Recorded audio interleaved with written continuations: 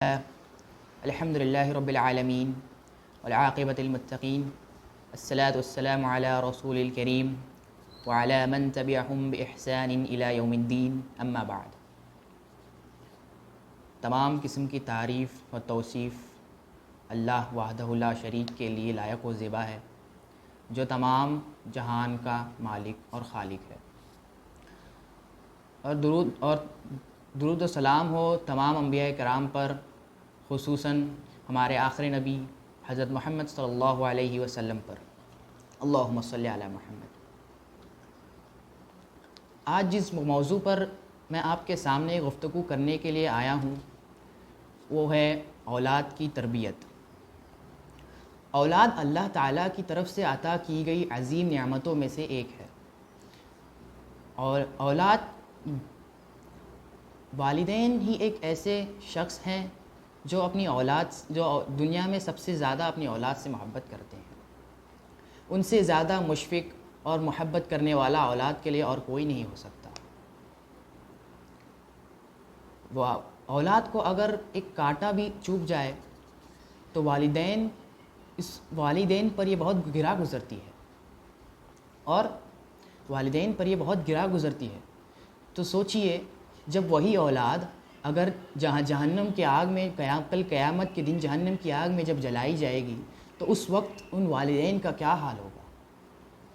اسی لیے والدین کی یہ ذمہ داری ہے کہ وہ اپنے بچوں کو بچپن ہی سے اچھی تربیت کریں، انہیں اچھی تعلیمات، اخلاق اور آداب سکھائیں۔ جیسا کہ اللہ تعالیٰ نے فرمایا سورہ تحریم آیت نمبر 6 میں، یا ایھا الذین آمنوا قوا انفسکم واہلیکم نارا، اے ایمان والو، تم اپنے آپ کو اور اپنے گھر والوں کو جہنم کی آگ سے بچاؤ۔ بات کرتے ہیں اولاد کی تربیت کی، تو ہم نے یہاں پر دو تقسیم کی ہیں۔ پہلا ہے اولاد کی اسلامی لحاظ سے تربیت، اور دوسرا ہے اخلاقی تربیت۔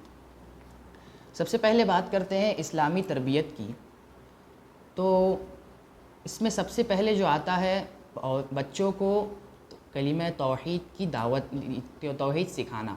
بچہ جیسے ہی کچھ بولنا کرنا شروع کر دے، سب سے پہلے ماں باپ پر یہ فرض بنتا ہے کہ وہ اپنے اولاد کو کلمہ توحید یعنی لا الہ الا اللہ وحدہ لا شریک لہ، لا الہ الا اللہ وحدہ لا شریک لہ سکھائیں، اور کلمہ شہادت یعنی اشہد ان لا الہ الا اللہ واشہد ان محمدا عبدہ ورسولہ سکھائیں، کیونکہ یہ اسلام کی سب سے پہلی دعوت اور اسلام میں داخل ہونے کا ذریعہ ہے۔ اسی طرح جب بچہ اور بولنا شروع کر دے تو اسے دیگر دعائیں سکھائیں، اور ساتھ ہی ساتھ چھوٹی چھوٹی صورتیں، ابتدائی صورتیں ابتدائی عمر میں سکھائیں انہیں۔ پھر جیسے ہی بچہ 7 سال کی قریب کی عمر کو پہنچ جائے تو اسے نماز کے طریقے سکھائیں، نماز کے رکن کے بارے میں بتائیں، نماز سے اسے ترغیب دلائیں۔ جیسا کہ حدیث میں آتا ہے، رسول اللہ صلی اللہ علیہ وسلم نے فرمایا، مروا اولادکم بالصلاۃ وهم ابناء سبع سنین وضربوهم علیہا وهم ابناء 10۔ اپنے بچوں کو نماز کا حکم دو جب وہ 7 سال کی ہو جائیں، اور جب وہ 10 سال کے ہو جائیں تو انہیں نماز چھوڑنے پر مارو۔ اس حدیث میں ہمیں یہ بتایا گیا ہے کہ جب بچہ 7 سال کی عمر کو ہو جائے تو اسے نماز پڑھنے کا حکم دینا چاہیے۔ اس سے اس وقت بچہ مکلف تو نہیں، فرائض کا مکلف تو نہیں ہوتا ہے، مگر جب وہ فرائض کا مکلف ہونے سے پہلے اسے نماز کی طرف ترغیب دلانے کے لیے اس حدیث میں بتایا گیا ہے۔ اور یہ بھی بتایا گیا ہے کہ جب بچہ 10 سال کا ہو جائے اور وہ نماز چھوڑے تو اسے مارا کرو، تاکہ وہ بلوغت کی عمر تک پہنچتے، یعنی جب اس پر فرائض لاگو ہو تو اس کی پابندی اچھی طرح سے کرے۔ اس کے بعد بچوں کو پھر جیسے ہی بچہ تھوڑا اور بڑا ہو جائے تو اسے روزے رکھوانا چاہیے۔ حالانکہ نماز اور روزے یہ عبادات بلوغت کے بعد فرض ہوتے ہیں، بچے اس کے بعد اس کے مکلف ہوتے ہیں، مگر یہاں پر یہ بتانا یہ سب چیزیں اسی لیے کی گئی ہیں، اس کی وجہ یہ ہے کہ بچے جب بلوغت کو پہنچ جائیں اس سے پہلے ہی وہ ان سب چیزوں کے عادی ہو جائیں، اس سے پہلے ہی انہیں ان سب چیزوں کی طرف رغبت دی جائے۔ عمر رضی اللہ عنہ نے رمضان کا مہینہ تھا، عمر رضی اللہ عنہ نے ایک شرابی کو شراب پیتے ہوئے دیکھا اور کہا تو ہلاک ہو، ہمارے تو بچے بھی روزدار ہیں۔ اس حدیث سے یہ بخاری کی حدیث نمبر 1960 ہے۔ اس سے یہ پتہ چلتا ہے کہ اس زمانے میں بھی یعنی عہد رسالت میں صحابہ کرام اپنے بچوں کو روزہ رکھواتے تھے۔ فقہا نے اس کی حکمت کئی بتائی ہے اور بتاتے ہیں کہ اس کی حکمت میں سے ایک یہ ہے کہ جب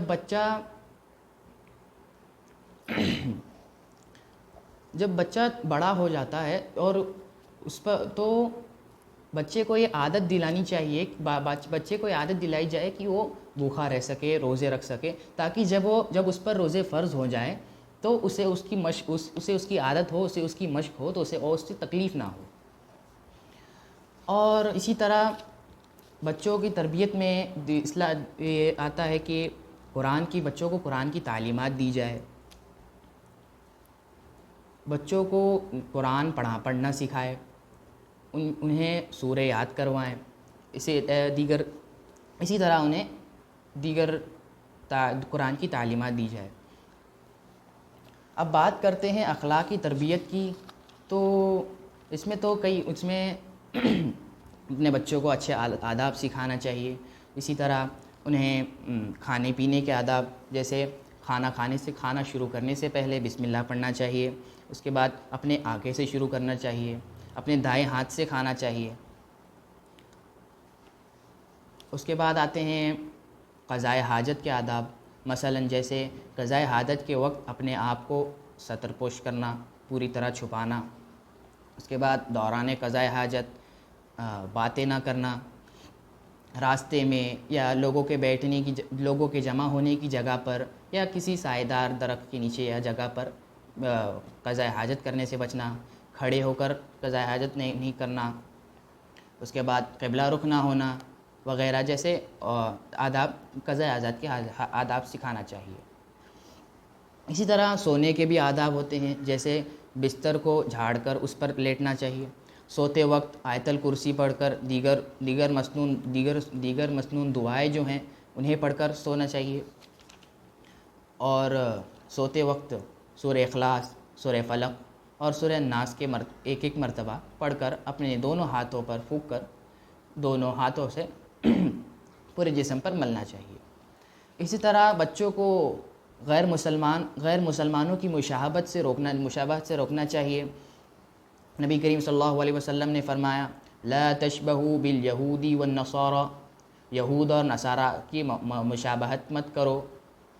آج ہم دیکھتے ہیں کہ ہمارے مسلم معاشرے کے بچے جو بھی نیا فیشن آ رہا ہے سیدھا اسے اپنا رہے ہیں، بس دیکھ نہیں رہے کہ وہ صحیح ہے غلط ہے کیا ہے، بس کسی نے کر دیا تو ہم اس کی پیروی کریں گے، اتباع کرنا شروع کر دیں گے بس۔ اس کے بعد آتے ہیں بچوں کو دوسرے بچے کچھ غلطیاں بھی کرتے ہیں، بچوں میں کچھ چھوٹی موٹی غلطیاں بھی ہو جائیں، کبھی کبھار وہ چوری کر دیتے ہیں، گالی گلوچ جیسے ان سے ہو جاتے ہیں، تو ان سب چیزوں سے بھی انہیں روکنا چاہیے۔ جیسا کہ رسول اللہ صلی اللہ علیہ وسلم نے فرمایا جھوٹ سے بچو، اس لیے کہ جھوٹ برائی کی طرف لے جاتا ہے اور برائی جہنم تک لے جاتی ہے، اور انسان جھوٹ بولتا رہتا ہے اور بولنے کی کوشش کرتا ہے، حتیٰ کہ اللہ کے پاس وہ جھوٹا کہلا دیا جاتا ہے۔